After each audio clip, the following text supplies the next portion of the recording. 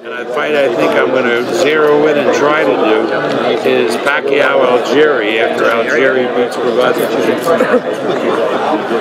You believe in that? What? You believe in that Algieri's going to win for Ruslan? I think Algieri has a good shot with his style to beat Bravazzi. I think that's a better fight than a lot of people think. Now, this whole situation with Oscar and Richard Schaefer, as we spoke before, now we hear that Oscar's talking to you. Is this true? That he's been speaking to you on the level? Oscar's been talking to me, yes, but socially, and we had a meeting at our house, we do telephone call.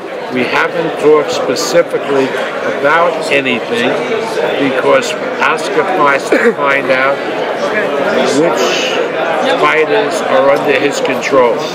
And once he finds that out, will we do business with him? Of course we would do business. Gotta be idiotic not to. When you know, Schaefer's lawyers are Oscar, even if, they see the case going against them, it would seem like Oscar didn't assert any control over the company. He wasn't going to work, he wasn't showing up. So what part does Oscar have to play in this if the fact is, he was in... Oscar's the majority shareholder. I understand that. As the majority shareholder, he has no responsibility for anything. The whole responsibility rests on the CEO as a matter of law. In other words, if I'm Kirk Kerkorian and I own 60% of the MGM, and the MGM puts up signs for somebody else's fight, right? Well, Kirk isn't responsible. He's the majority shareholder. It's the guys who run the company that are responsible. So during this time, while Richard Schaefer, Oscar DeLaHoya say, he was in his rehab, when Oscar was in his rehab and Richard Schaefer was running the whole company at that time, and they say that he's working with Al Heyman. So all those fighters that Al Heyman signed, we don't know what kind of contracts they signed. That is the point of this whole exercise. Has Schaefer violated his fiduciary duty in the way he operated the company? Now, I'm not saying yes, I'm not saying no, but that's the issue. And regarding Manny's next fight, Bob, last time he fought, I thought it was looking like probably wouldn't go to Macau again. I'm wondering why Macau again this time. Was it because of what's been going on at MGM? No, what's been going on in Macau. I mean, we do a fight, Donaire, and with Yaka and some other featherweight title fights. No Zhao Shiming.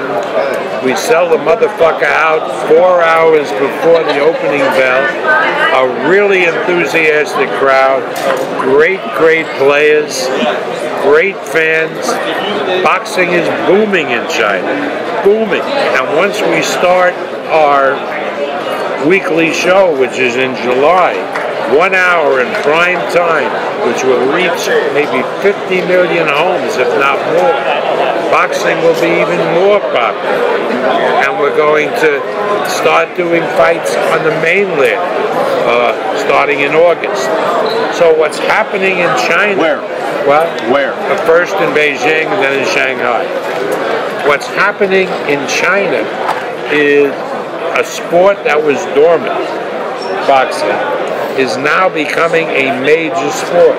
I look around at this fight, great fight, great everything. Hasn't been a fucking line in the New York papers.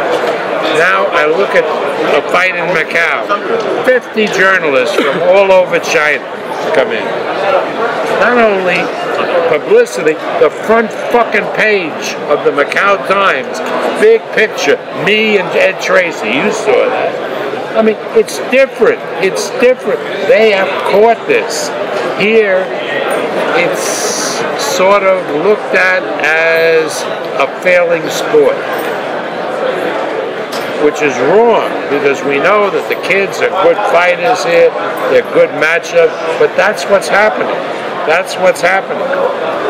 But in China, the opposite is happening. It's becoming more and more popular, and that's, as a person of my age, that's the wave I want to ride. That's why we're going to be in Macau. Are you going to do pay-per-views of I think it's a tough. Are you going to do pay-per-view of Pacquiao in China? Are you going to try Pacquiao and Jiming on the same card in China, pay-per-view. We're going to probably do it for, I think they're going to do 19 RMB, which is $4. So, we're at $4. And we have the whole infrastructure in place. We have our program going to push it. We hope to do 3 or 4 million buys. Will we do it? Fuck do I know. But China has surprised me up to this point. Bob? That'll be the first time that it will be wired for the pay-per-view infrastructure there, right, correct? Exactly. Bob, come back to this weekend. Sergio Martinez, Miguel Cotto. How do you see the fight going down? I think it's a terrific fight. I think a lot of it depends on Sergio's physical condition. I mean, will he break down? Cotto is in the best shape that I've seen him.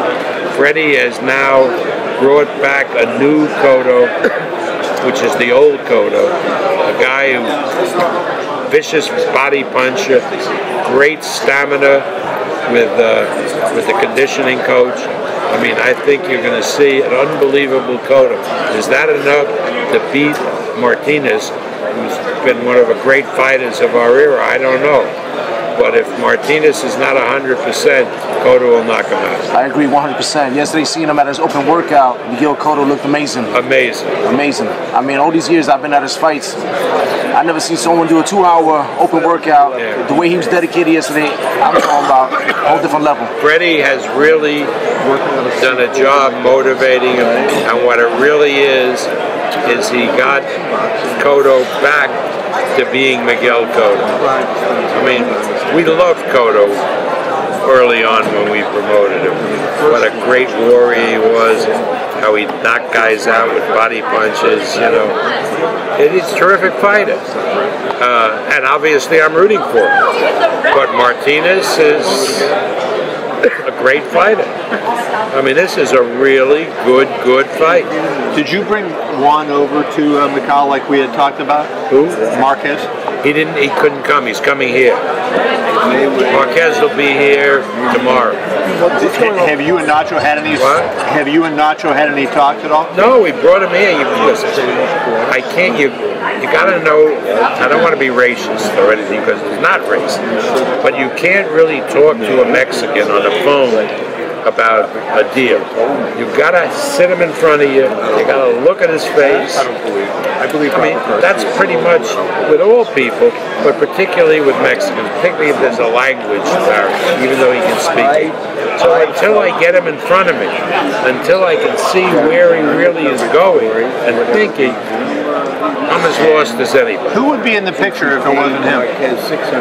Provodnikov, Algieri, winner of that fight.